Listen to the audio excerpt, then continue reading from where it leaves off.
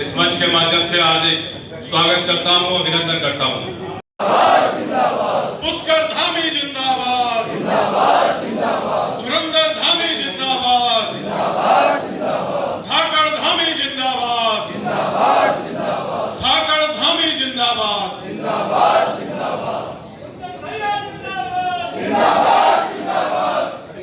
Social media मंथन with CM. गरीब परिवार का बेटा, गरीब परिवार की बेटी, जिसके अंदर योग्यता है, क्षमता है सरकारी नौकरी पाने की, आज वो बिना कमीशन दिए, बिना पैसे दिए आज वो सरकारी नौकरी पा रहे हैं। मैं धन्यवाद करना चाहूंगा अपने प्रदेश के मुख्यमंत्री पुष्कर सिंह धामी जी का।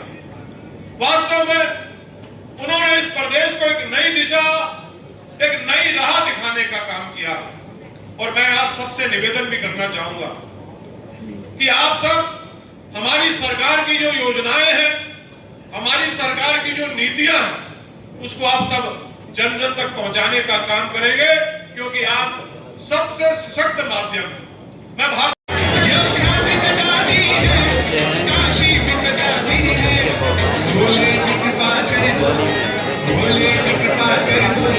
उत्तराखंड में सजाएंगे, उत्तराखंड में सजाएंगे, धाकड़ धामी जिंदाबाद, धाकड़ धामी जिंदाबाद, धुरंधर धामी जिंदाबाद। माननीय मुख्यमंत्री जी हमारे बीच में उपस्थित हो चुके हैं। मैं चाहूंगा जोरदार तालियों के साथ उनका स्वागत करेंगे। आपके साथ आए हुए माननीय सांसद नैनीताल उधम सिंह नगर लोकसभा क्षेत्र से श्री अजय भट्ट जी भी आपके साथ उपस्थित हैं। मैं चाहूंगा जोरदार तालियों से उनका स्वागत अभिनंदन करेंगे। मैं चाहूंगा, मैं सभी हमारे मुख्य अतिथियों को कहूंगा कि दीप प्रज्वलन कर कार्यक्रम का शुभारंभ करेंगे। आपके साथ कैबिनेट मंत्री श्री प्रदीप बत्रा जी भी यहाँ पर उपस्थित। आपका हार्दिक स्वागत अभिनंदन है। कैबिनेट मंत्री श्री राम सिंह गड़ा जी,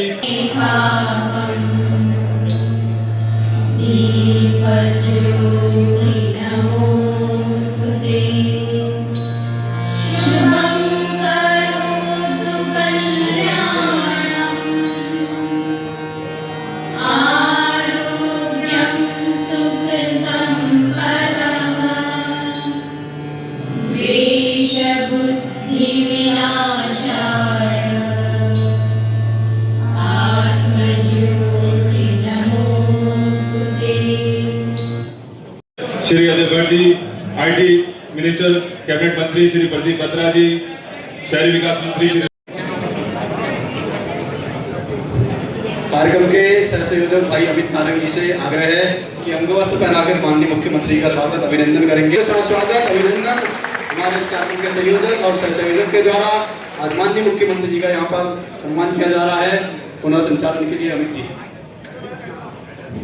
कार्यक्रम को आगे बढ़ाते हुए संजय पांडे जी और रोहन चौधरी जी।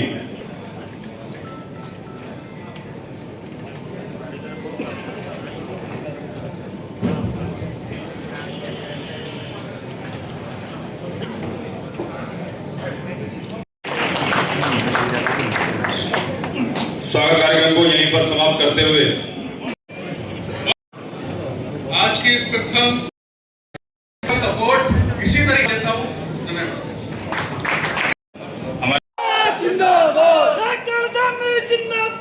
जिंदाबाद जिंदाबाद। और कार्यक्रम को आगे बढ़ाते हुए अब माननीय मुख्यमंत्री जी कुछ सवाल हैं हमारे। लगातार ये मॉडल आपका पूरे देश में अपनाया जा रहा है। मैं बीच में असम और बंगाल चुनावों में भी ये मुद्दा बहुत ज्यादा जोर शोरों से चला था। मैं ये पूछना चाहता हूँ कि क्या उत्तराखंड में ये कार्रवाई लगातार चलेगी, क्योंकि पहाड़ों में हमारे बहुत ज्यादा अवैध मस्जिदें हैं और लव जिहाद के मामले हमारे बहुत आते हैं, तो क्या इस पे कार्रवाई लगातार आपकी चलेगी? मैं ये पूछना चाहता हूँ। देवभूमि उत्तराखंड में उसका संदेश पूरे देश के अंदर जाता है। जैसे हमने यूसीसी का कानून देश की आज़ादी के बाद सबसे पहले हमारे राज्य में लागू हुआ आदरणीय प्रधानमंत्री जी की प्रेरणा से, और अब पूरा देश उस दिशा में आगे बढ़ गया है। भारतवर्ष के हमारे अन्य राज्य भी यूसीसी लागू कर रहे हैं। बहुत सारे लोगों ने अपने अपने विधानसभाओं में ये कानून पास कर दिया है। अब हमने जो लैंड जिहाद, लव जिहाद, थूक जिहाद, मजाक जिहाद, अतिक्रमण, इसके खिलाफ जो कार्रवाई की, कुछ लोगों ने कहा कि उस समय ये सिर्फ बयानबाजी हो रही है, इस पर कोई काम नहीं हो रहा है। लेकिन आज बंगाल और असम जैसे राज्यों में भी, वहाँ पर भी ये मुद्दे अब प्रमुखता से उठ रहे हैं। वहाँ की सरकारें भी अब इन पर काम कर रही है। इसका मतलब साफ है कि देश अब आंखें बंद करके नहीं, खुले आंखों से देशवासी आज की कार्रवाइयों को देख रहे हैं। अब केवल बातों से काम चलने वाला नहीं है, अब काम करना पड़ता है, क्योंकि जनता बहुत जागरूक है। और हमने ये स्पष्ट कर दिया है कि उत्तराखंड के अंदर लैंड जिहाद के मामले हैं, अवैध कब्जे हैं, फर्जी पहचान पत्र बनाने हैं, घुसपैठियों को यहाँ शरण देना हो, अवैध रूप से चलने वाले मदरसे हों, इन सभी को हम सख्ती से कानून के दायरे में ला रहे हैं। और उसका व्यापक परिणाम भी हो रहा है कि आज आप देख रहे होंगे कि अतिक्रमण बड़ी संख्या में आज हटा है। और आगे की कार्रवाई का सवाल है, तो मैं साफ कहना चाहता हूँ कि ये देश संविधान के आधार पर चलता है, विधि व्यवस्था से चलता है, इसके नियम कानून हैं। कोई व्यक्ति नियम कानून से बड़ा नहीं है, और हम नियम कानून को सख्ती से देवभूमि उत्तराखंड में लागू करेंगे। और ये काम हमारा अनवरत रूप से चलता रहेगा, क्योंकि हम उत्तराखंड के अंदर देखिए आज जो काम कर रहे हैं, ये काम केवल आज भर के लिए नहीं है। ये आने वाले 25 साल 50 साल हमारे छोटे छोटे बच्चे जो अभी पैदा हो रहे हैं, यहाँ पर देखिए पैदई भी आई है छोटी सी, तो ये 50 साल आने वाले 100 साल इन बच्चों को असुरक्षित उत्तराखंड नहीं मिलना चाहिए, इनको सुरक्षित उत्तराखंड मिलना चाहिए। ये हम सब की जिम्मेदारी है। जिंदाबाद जिंदाबाद। तो ये काम हमारा लगातार चलेगा, अनवरत रूप से चलेगा।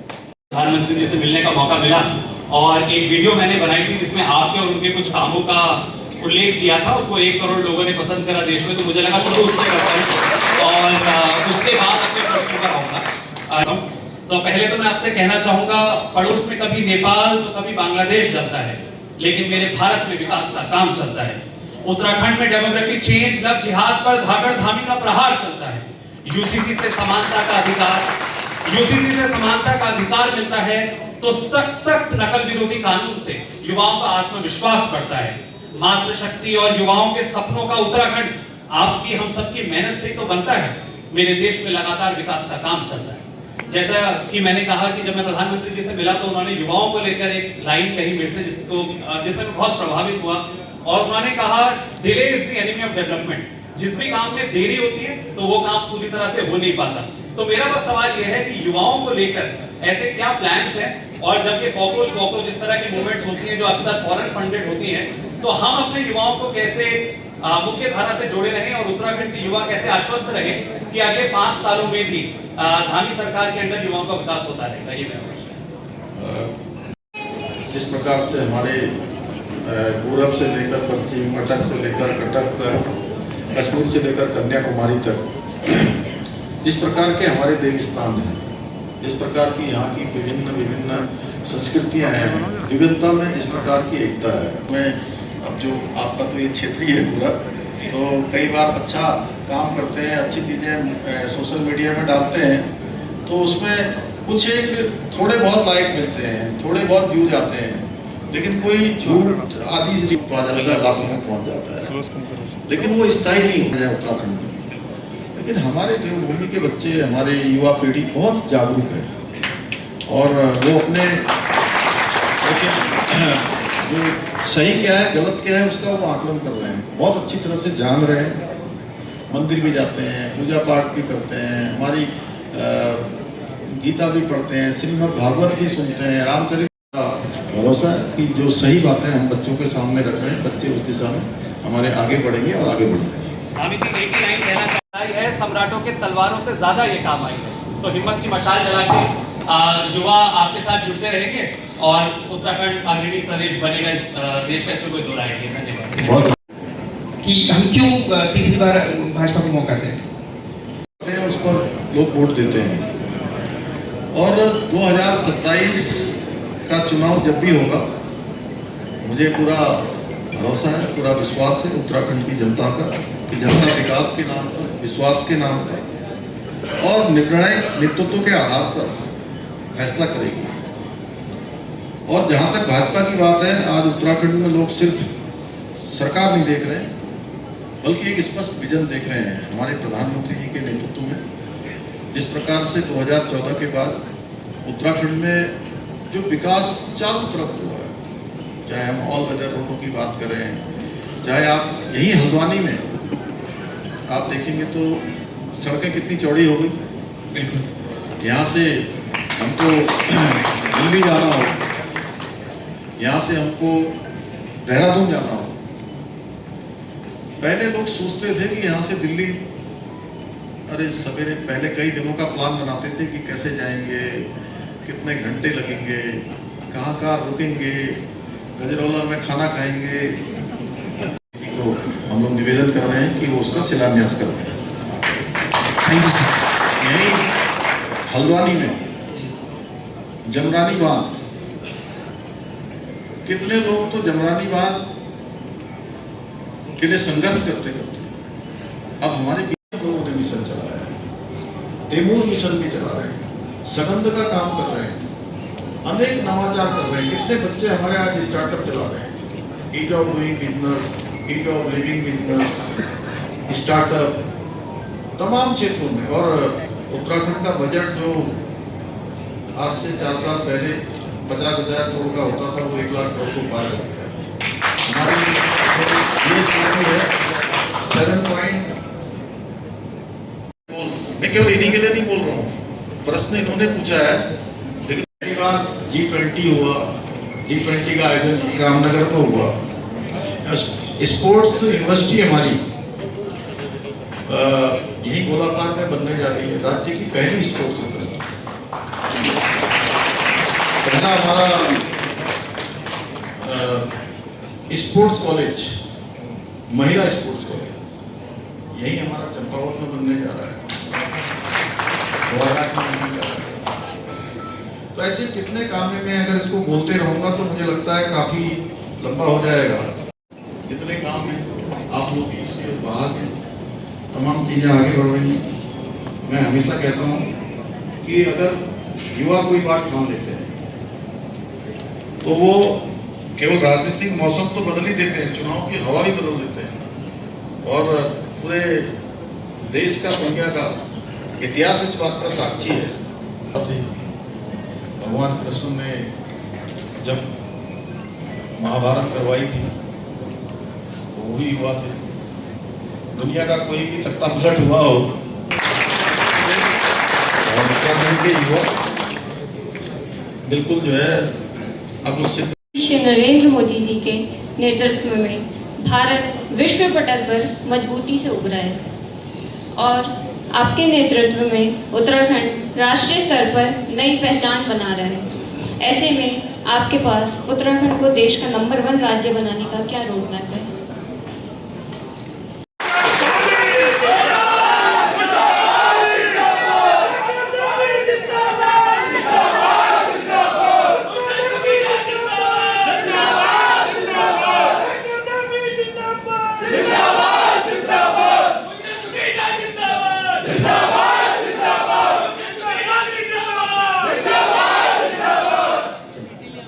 तो आज भारत पूरे विश्व के मंचों पर बहुत आत्मविश्वास के साथ खड़ा है। एक समय ऐसा था 2014 से पहले का समय, हमारे देश की पहचान एक दब्बू भारत, एक पिछलक्कू भारत और ऐसा भारत जो विश्व के मंचों पर अपने हितों की बात भी नहीं कर पाता है, अपना पक्ष भी ठीक से नहीं रख पाता। उसको प्रधानमंत्री मोदी जी के आने के बाद एक नए भारत के रूप में लोग देखने लगे, एक विश्व शक्ति के रूप में देखने लगे। भारत एक महत्वपूर्ण स्थिति में आ गया। पहले लोग करते थे कि बाहर में क्या रखा है, क्या होगा वहां, एक सोच में इसमें इतना पलायन हुआ है। काशीपुर में एक वाइट नामक संस्था चलाते हैं। तो मेरा आपसे सवाल ये है सर कि आपने यूसीसी, नकल विरोधी कानून, धर्मांतरण विरोधी कानून, इवन जो अवैध अतिक्रमण पर आपने जो भी कार्रवाई करी है, इसके लिए आपने जितने भी बड़े बड़े फैसले लिए हैं, तो सर आपको क्या लगता है कि आगे आने वाले समय में हम मेरी पार्टी ने कि मैं उत्तराखंड की जनता के सामने अपना इस संकल्प कि हमारी सरकार आने तक हम यूसीसी में कानून बनाएंगे, तो लोगों को भरोसा नहीं कर सकता। उत्तराखंड की जनता ने हमारे पर पूरा भरोसा किया और हमको मौका दिया और एक वचन तोड़ा, एक परिपाटी यहाँ थी कि हर बार तो ऐसे बहुत सारी इस जिम्मेदारी पर काम करना शुरू किया और पहली कैबिनेट बैठक में ये संकल्प लिया कि उत्तराखंड में जितने भी पद रिक्त हैं, जितनी रिक्तियां होंगी, हम एक एक रिक्ति को भरेंगे, एक एक भर्ती करेंगे, जहां जहां भी पदों की आवश्यकता करेंगे। और हमने उसको संकल्प के साथ आगे किया। उसी का परिणाम है कि पिछले 4 वर्षों में 32,000 से अधिक नियुक्तियां हुई। प्रेरणा कम कर देते थे, अपने दैनिक जीवन की बहुत सारी जरूरतों को कम कर देते थे, लेकिन अपने बच्चों को पढ़ाते थे, उनका भरोसा टूट रहा था, उनका नंबर नहीं आता था चयन। आज वही बच्चे जिनका 5 सालों से 6 सालों से नंबर नहीं आ रहा था, चयन नहीं हो रहा था, वही अब एक साथ 1, 2, 3, 4 और कुछ तो ऐसे हैं कि जो 5-5 जगह पर उनका सिलेक्शन है। ये बदलाव आया है, ये बदलाव दिख रहा है। हमने अतिक्रमण के खिलाफ कार्रवाई की, नया उत्तराखंड करना होगा, विकल्प कई संकल्प के साथ नया उत्तराखंड करना होगा, विकल्प कई संकल्प के साथ नया उत्तराखंड। उनके पेरेंट्स भी आ जाएंगे, थोड़ा हाथ मोबाइल पीछे बैठ गया।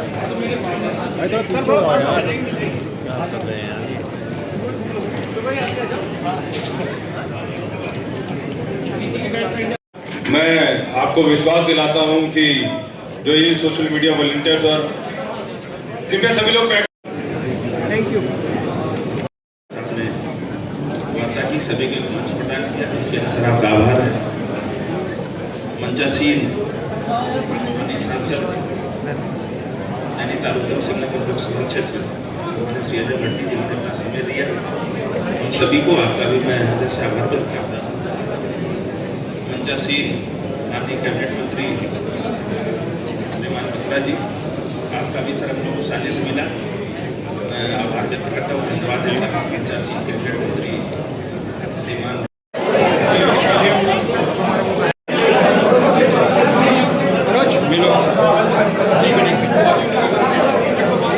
नमस्कार।